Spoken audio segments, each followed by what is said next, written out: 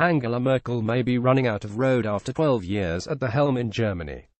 With the Chancellor's attempt to form a fourth-term government in disarray, Merkel's once unquestioned ability to steer Europe is waning as the region's biggest economy heads into uncharted waters and possibly a protracted political stalemate. Markets reacted with unease, with the euro slumping the most in 3 weeks against the dollar. Merkel with members of the CDU party in Berlin on November 19. The breakdown in coalition talks late Sunday amid disputes over migration and other policies between a grabbage of disparate parties raised the prospect of fresh elections, which probably would be held next spring. Relying on a minority administration with shifting alliances to pass legislation would run counter to Merkel's promise to provide a stable government. However she attempts to move forward, European decisions on everything from Brexit and Greece to Russian sanctions and French President Emmanuel Macron's proposals for strengthening the euro will now be hemmed in by Merkel's weakened role as a caretaker chancellor. What it means is that Germany is pulled inward because it has to manage its political transition, said Daniel Hamilton, executive director of the Center for Transatlantic Relations at Johns Hopkins University in Washington.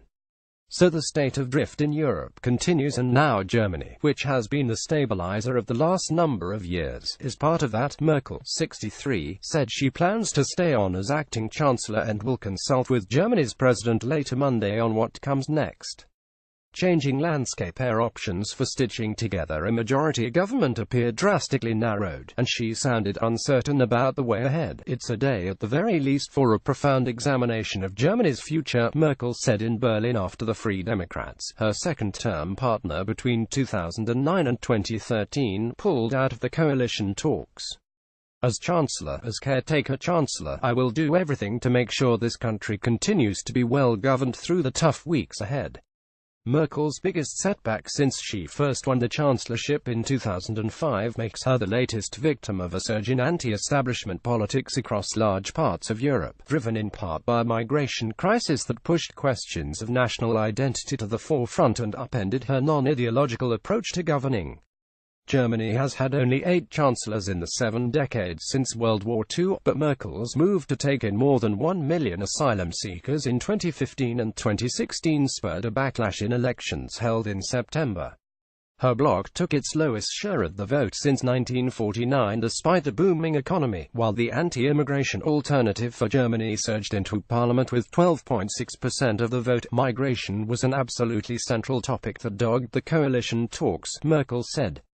Defying expectation, FDP chairman Christian Lindner said the draft agreement to enter into formal coalition talks was riddled with countless contradictions.